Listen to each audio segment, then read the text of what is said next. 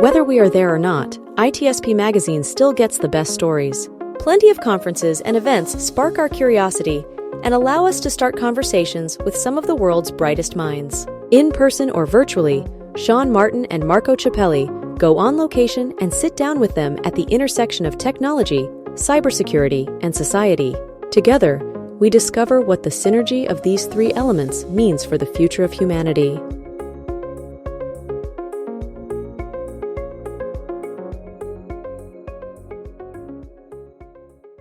Coro, the leading cybersecurity platform purpose-built for small and medium-sized enterprises, protects against malware, ransomware, phishing, data leakage, network threats, insider threats, and email threats across devices, users, networks, and cloud applications. Learn more at coro.net. Marco. Sean. It's time to go back to the future. Back to the Future. You know, as a kid of the 80s, I really loved that movie. Yeah. Yeah, I know you're much younger than me, so. Did you like the concept of the movie or the car in the movie? Or I liked everything about everything? it. Oh, yeah. If it comes out on TV, I still watch it. Yeah, there's two movies, with that and Top Gun, that I would not pass. Oh, all right. Yeah, I think I'll stick with the one we talked about this morning, which was Young Frankenstein. Oh, well, that's totally that paired with Airplane or something. I don't know. What are we talking about? I don't know. It's in a way. You and I go off on tangents. We talk call it a little bit of a Frankenstein because the cybersecurity industry for me it's a little bit of a monster. Yeah, we do different things that. Put together, Monster, yeah. And then definitely the DeLorean because we're gonna maybe go a little bit into the future, but I don't know anything. So we took the Elizabeth line here to Abbey Wood, I think it was. Abbey Wood. The direction right. Anyways, enough messing around here. I'm thrilled to have our friends from Forrester. I love working with the Forrester team. Great insights on all things tech and cyber, and always great conversations when they join us. And we have Madeline Van Der Hout back on again. It's good to have you on. And Paul McKay. Paul McKay. That's right. I was trying to remember how to pronounce the last name after you said it. Don't go wrong with that. I know. one gets used to it when you have a Scottish name. Yes. That's right. Can't mess that up, which I normally do. I usually mess up the names as soon as I think about them. I overthink it. But anyways, thrilled to have you on here. We're obviously, well, not obviously, we're here at Infosecurity Europe in London at the Excel, and lots of great conversations going on this week. And I'm excited to hear what the two of you heard, said, saw, expect to see in a few years now that you've experienced all things Infosecurity Europe this week. Before we do that, though, a few words from each of you, who you are, what you're up to, your role at Forrester, what areas you look after, and Madeline, we'll start with you. Yeah, so Madeline Van Der Hout. I'm a senior analyst at Forrester, Cybersecurity and Risk. So I cover different domains within the cybersecurity and risk space. And I think we joked about being nerdy on risk last time. We did, and all things legislation where other people get bored, but we get enthusiastic. We see possibilities and opportunities. We see through the boredom into the fun. All right. And my name is Paul McKay. I'm a VP and Research Director at Forrester, and I'm one of our European Tech Research Directors, so I oversee a whole bunch of people doing broader tech research, and also Madeline and Toppe, who do some of the cybersecurity and risk topics myself. I used to be an analyst covering things like cybersecurity services and some of the risk quantification and ratings technologies. So I've had a bit of a Back to the Future type thing with them as well, meeting some old acquaintances, as they say. Love it. Yeah, and I had the pleasure of chatting with Toppe as well, and so I'd encourage folks to listen to that episode. It was great. Again, another great conversation with the Forrester team. So I think this is the perfect moment to have this conversation because we are the third day of a 3 days event that, from what I could see from up here looking down, pretty busy, going around, definitely I think more vendors than last year, maybe. The floor is bigger, but for sure. And larger floor. A lot of AI I see on the marketing and banners, but But not as much in the conversation. Not as much in the conversation, but that's what happened to us. And so to have someone like you that look into the present and the future. What's your feeling about this event, Madeline? Let's start with you. Well, looking at the present and the future, I think that there are multiple big events when it comes to cybersecurity in Europe, and they are more and more emerging. And my takeaway actually is, while I've seen great information, great talks, great speeches, met up with an enormous amount of specialists in the industry and vendors, I do believe that they are choosing now where to go to. So a couple of people you would have expected at this event were not here. They were at Cybersecurity Europe and the other way around. So I think in terms of importance, that really shows that we're trying on multiple levels to share information and in multiple places within Europe. Okay, Paul? I think what I would reflect on is, I agree with Madeline that there are definitely some notable absences in terms of some of the larger enterprise vendors that one might expect to see here. I would also say that some of the exuberance we saw at some of these shows over the last couple of years when money was plentiful has kind of been toned down a lot. So there's not the kind of building size robots or any of the kind of other gimmickry that we see in years Hanging gone past. sharks, yeah.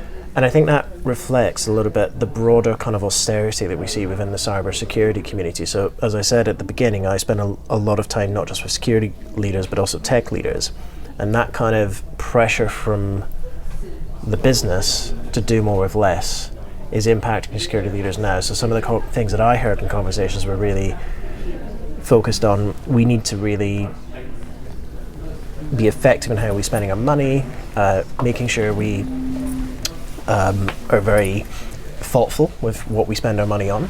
And I'm not sure the cybersecurity industry has really got the memo here, because you still have over 3,500 cybersecurity vendors all chasing after the same small pots of money, when the pressure from the rest of the business is really around consolidation. So if I was kind of looking to the future, I would say you're going to see a lot more interest in security tech that helps CISOs really justify what they're spending their money on in financial terms. It allows the business to understand how that weighs up against other things they could spend their money on.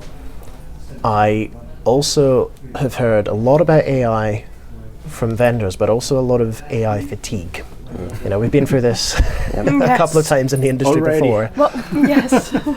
But I think the broad challenge of the promise of the AI hype is not quite meeting the reality, and I think you see that in the cybersecurity space as well. So I think again, CISOs are kind of a little bit tired of hearing that there's gold at the end of the rainbow, or that there's milk and honey on the other side of the Thames, and all this other stuff. So I think that you're going to see a focus on practical AI use cases that have that business ROI and return. So those would be my kind of two things kind of going into the future. Yeah. Exactly. The conversation that I have with multiple end users actually this week was about them saying, I'm so fatigued of the generative AI washing. Yeah. I know that if I don't have a policy in place that my employees will bring their own device, but we still have to debate, especially in security, what are those use cases that I want, that I need, that can actually have effective artificial intelligence of machine learning practices in there. So I think that was also sort of what they were seeking coming here, and seeking to have that conversation. And I fully agree with the consolidation. We're battling day-to-day business. We're trying to create business value, or help our company create business value, while we have to prioritize. And then you have to think of every different domain of security that needs to be in there. And we have to look at the regulatory landscape, which is increasingly becoming difficult, because you need to understand where you need to comply, how we need to comply, and we need to make sure that that's best practice we implement, like the bare minimum we implement, and that it's not about having a compliance check, because then, you know, that should not be the goal whatsoever. So yesterday, Sean, you and me were talking about, we made the reference to Frankenstein Jr. The thing is, what you said, Paul, about a lot of people, and Madeline too, that a lot of company now being here. I talked to several CMOs, and yeah, they're looking at this thing as well. Like, and the monster reference for me, from a brand and marketing perspective, is the fact that it's just too much. Cybersecurity right now is everything. Maybe 10, 15 years ago, it could have been enclosed into a conference, and now I feel like you need a specific conference for certain angle of cybersecurity, even if at the end they need to come together. But you can't go to a conference and then say, well, I can only hit 30% of it. What's the point, right? So this fragmentation is probably good for the industry. What do you think? Yeah, I guess what I would say has been quite interesting is when I started coming to these events as an analyst 6 or so years ago, this was one of the dominant events in Europe. This was the closest thing you got to the RSA conference in Europe. I think what's happened, which is really healthy, is that there's a lot more competition for the CISOs. They're not all having to get on planes and travel to London. They can actually find all of the insight they need within their local market in places like France, and obviously Cybersecurity Europe is happening in Brussels. So I think you're seeing a fragmentation of this. Now, this event obviously has to compete with that, but I think that that's healthy and should be encouraged, because you're getting much more the local perspective as well as the kind of the Europe-wide, or more accurately a more UK-centric perspective at this event in the last year or two. So I think that's a healthy thing. Yeah. And I think as well, to me, this event, within cybersecurity, a lot of innovation happens with startups, for instance. These type of events also stimulate larger vendors communicating with smaller startups and seeing how that can support the entire ecosystem. So I think it's actually a good development that it's happening in multiple countries and that it's happening on multiple levels, because not every startup is able to come to London or to come to Brussels or to Lille. We have InCyber Forum as well over there.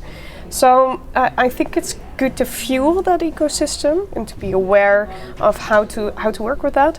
And in terms of also consolidation, what CISOs are expecting, if we have a look, for instance, at API security, we see a lot of consolidation happening already within the market, but it's driven by, well, first of all, we're approaching API security from the data perspective. Then we're approaching it from the network perspective. Then we're approaching it solely APIs. But CISOs are sometimes also expecting, it's part of my infrastructure, it's part of my network, why isn't it secured? So to me, that was also one of the takeaways from the conference. Yes, we see loads more API vendors, and you can already see movement happening in which direction based on how CISOs perceive where it should be in their security program. Yeah, it's interesting. I also noted, walking through the hall, a number of API security vendors specifically there. That's what they do. And APIs have been around forever. I remember but 30 now years we're ago, having the as a conversation QA on. engineer, that was my job, was to test the APIs, and if they didn't exist, I knew they were going to come at some point, so I had to test the functions that would eventually be exposed as an API. Yep. Exactly. I'm wondering, this is something that crosses my mind quite often, because there's so much technology, right? So many parts of an InfoSec program, and so many technologies to help with those things. And this is another conversation we've had there this week around making good decisions on where and how to invest. And at a tech show, you look at the tech, but for me, it's much more than that. It's how do we staff our team properly? How do we leverage tech to enable them? How do we build our programs that support solid foundational decision making? Tapping into the regulations where we need to, but not just being sold a bill of goods from a provider because we now told we have a gap in our program. So I don't know, what do you see in terms of how the industry is progressing in terms of maybe an abstraction above all the tech to really have a good foundation for all decisions? I'm going to say something a little bit controversial, Okay. which is I don't think it is really dealing with that abstraction particularly well. I still see people chasing after, in some cases, quite specific technical problems. And when I'm speaking to the tech leaders about security, they need to understand, because I think generally CIOs and IT leaders are much more along the journey of having a seat at the table, being a business executive that happens to run and operate a technology function. They need to see the business value that's going to be driven by that, and I don't see the awareness of the business value solving said technical challenge has. You still see a lot of vendors kind of saying, well, this is terrible because lists all the technical reasons and reasons why the sky will fall in if this kind of stuff happens. And you see sometimes people flinging out, especially in the last couple of months, well, NIS 2 is coming in the EU, and if the management team don't buy this insert very niche product category, they will get fired, and that's just not reality. And I don't actually think the industry really is particularly mature at that, not when I compare it to the broader tech industry that the rest of my wider team covers. Well, and to add, I think within security we're still very comfortable talking about technology. And every time something happens and we see emerging trends, emerging technology, we start talking about technology solutions. So we are talking about prioritization, staffing. We have 4 million jobs that we cannot fill because we do not have the people. Oh no, wait, generative AI, it will solve it all. And then we have alert fatigue. No, yeah, you know what? We're gonna optimize everything. But there's one conversation that we're not having. And that's the actual conversation that I had hoped to have here. We did in a session, but not as much as I would have hoped to. And that is actually about, so how do we address this? How do we address skill shortage? What are we going to do as an industry? How can we come together on that and then step away from the technology conversation? One of the other things is cybersecurity burnout. People are moving away from this industry because there are significant levels of stress, they're fatigued, and we're not having a conversation on mental health, but we're having a conversation on, well, what technical solution can help us? And that's actually something that I would love to have more conversations on these type of events, because we're bringing technology leaders, security practitioners together. We're humans. That's absolutely spot on, Madeline. I think one of the things I see with a lot of my CISO clients, I speak to them at the beginning of their relationship with Forrester. So tell me they can't hire any staff, and then you get I'll use two Dutch expressions that don't particularly translate well into English, but I think they're apt. They're funny. When you go through the job requirements and what they're asking for versus what they think they're prepared to pay, they're looking for either the 5-legged sheep or the purple squirrel, depending on what. Can you say that in Dutch, please? Het schaap met de 5 poten. So it has the Dutch G, schaap met de 5 poten, yes.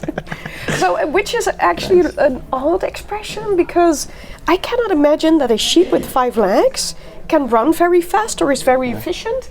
But apparently it's our expression to say that you're looking for the unicorn is the British. We would say the unicorn candidate in English. I also like the purple squirrel.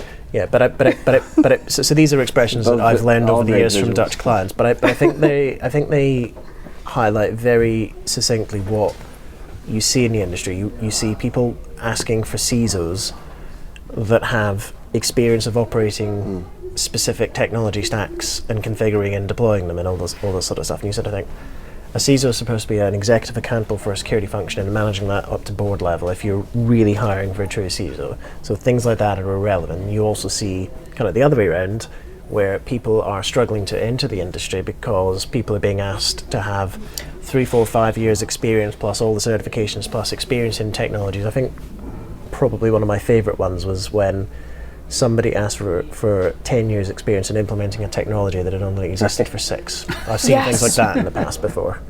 You still see it. I actually saw like 2-3 weeks ago, I saw one like that, and it's just crazy. And also, one of the things we saw in our research is that one of the departments that are security and technology departments within organizations are working the least with is HR. How is this possible? Because then you get these instances where we need a job profile, but we do not communicate or collaborate enough to have a correct profile in place. Yeah, that really tends to bite companies in the backside when they get a role they're hiring for mapped to a HR grade, which usually is benchmarked against a generic IT role. And then that drives the salary problem. So sometimes when you get down to it, you kind of say, well, you need to have the conversation, have the battle with HR to try and get the right salary benchmarks done so that you can actually compete in the market. You know, you're never going to be able to compete with, you know, sort of top vendors that can pay top dollar for top talent, but you need to at least be competitive within the industry you're recruiting in, and not just give me a business analyst salary scale when you're looking for a forensic incident response specialist, as an example.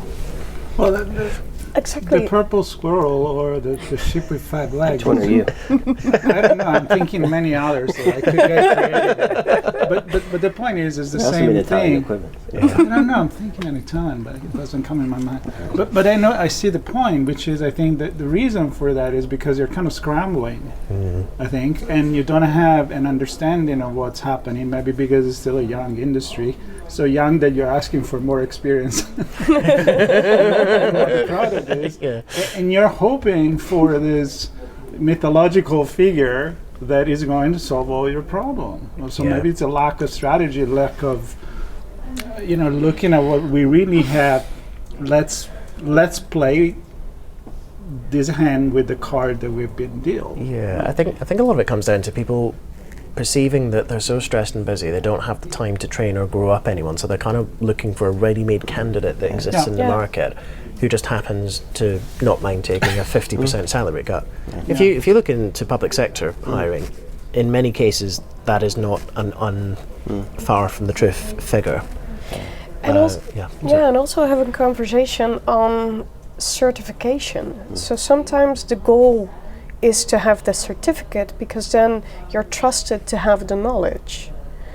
So I'm also having sometimes conversations where people ask me, and it depends on countries, but people ask me, so I saw in your LinkedIn that there is no certification. Are you certified?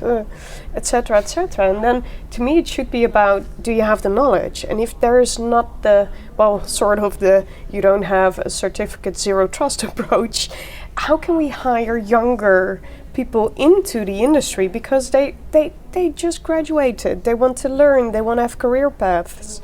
They don't have those certifications yet. Or it's not on LinkedIn, and then it should also be fine, right? Well, that's all become distributed and dispersed as well, like specialize this cert, specialize that state. And I don't think you want to. I think one of the challenges with that is that if you're saying people have to have certifications to get into the industry, you're essentially erecting barriers where only those who can afford to pay hundreds of pounds or send themselves on courses, sometimes costing thousands, can get into the industry. That's creating a bit of a class divide where people that don't have that resources when they come out of university can't actually enter the industry. You're kind of erecting these firewalls in the way. Yeah. So I was fortunate to be in the industry. I got my CISSP 20-something years ago. And I did it for 2 reasons. One, to learn, because it was a very efficient way to get a nice, strong base of here are all the categories of things that I need to understand to be successful in my role. And then I was a product manager building products, so I needed it. And then the second piece was to get credibility with the customers I was speaking with.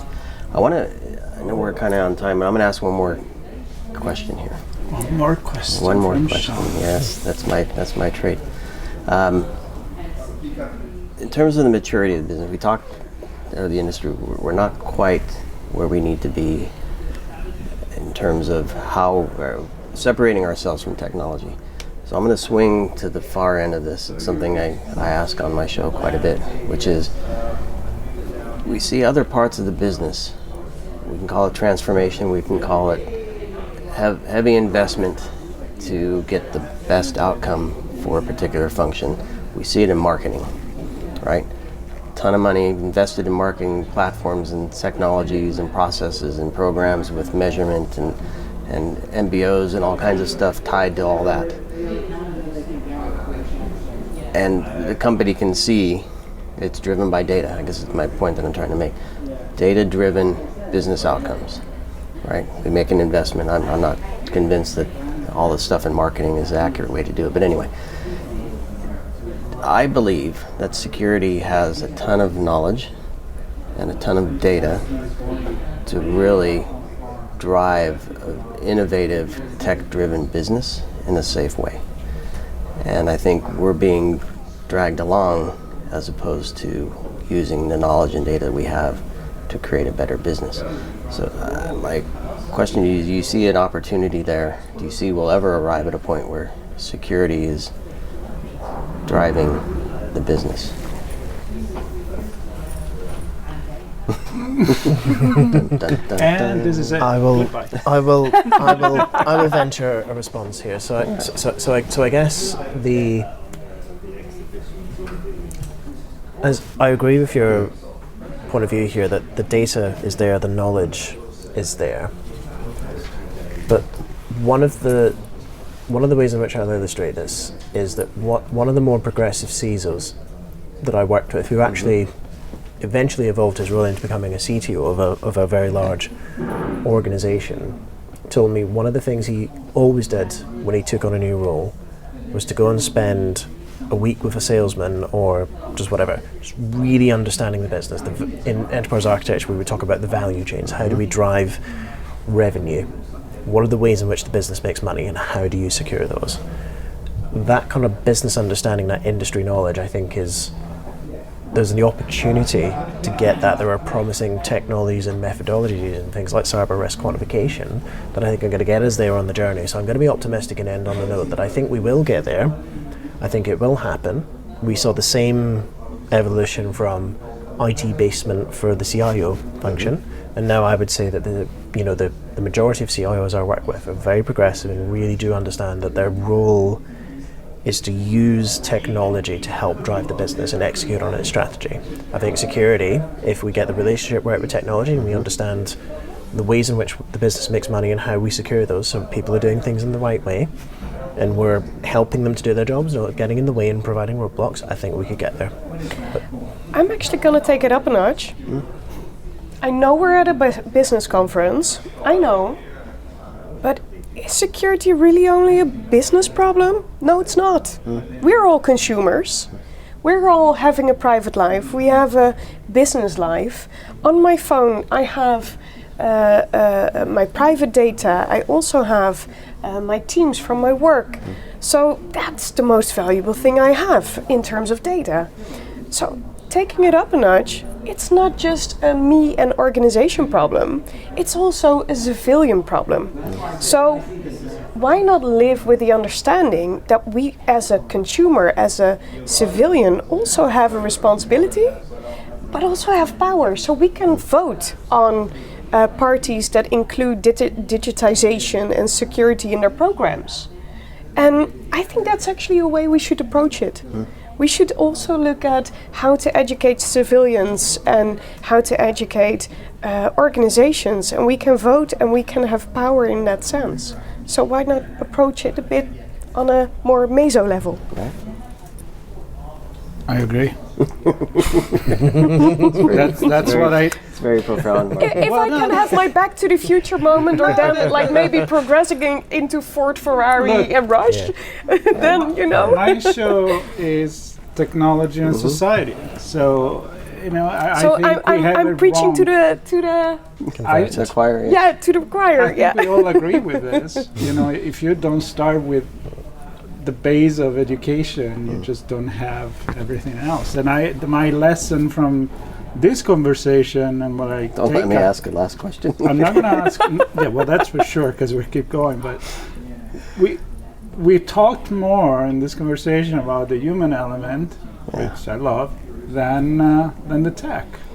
Exactly. Or at least we agree that we need to drive with the human element. Either is education, is mental health, it's burnout, Exactly. is using the resources that you have, the human resources that you have in a better way. And as Sean, as you said, maybe we do have a lot of stuff and we don't need another blinking light tomorrow that is going to distract us from what we could do with what we have. And you know what? One of our predictions for this year actually is that in 90% of all data breaches, there is a human element. So why not talk about the humans? Yeah. Let's do There we it. go. If We only just I did. was human. Yeah. If only I was human. I'm predicting I'm a in 2 purple years squirrel. from now, we'll talk Purple. about aliens. You're a five-legged sheep. I'm a purple squirrel. I think So neither of us are human. I think Sorry. alien solution will be on the If they have feelings, aliens still qualify for me as humans. we So may you need an know. overlord to tell us. I can see a market there. Alien cyber XDR detection response as a service. Alien drive it. Fight Alien driven. fight aliens with better aliens. Yeah. There you go.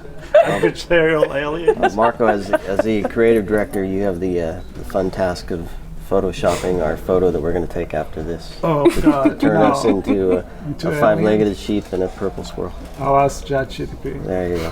Perfect. All right, so great to have you guys. I This know. was a fantastic Madeline and Paul, conversation. thank you so Thank much. you. Yeah, thank you Thank so you for much for having us. having We us. tried to drag Tope in. He was too shy or too busy, one of the two, or both.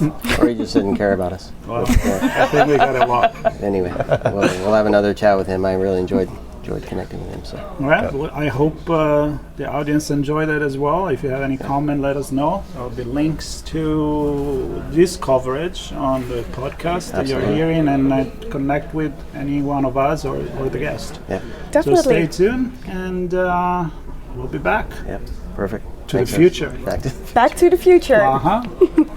Jumping into the DeLorean now. always.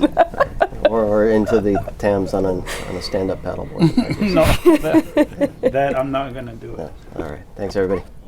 Coro, the leading cybersecurity platform purpose-built for small and medium-sized enterprises, protects against malware, ransomware, phishing, data leakage, network threats, insider threats, and email threats across devices, users, networks, and cloud applications. Learn more at coro.net.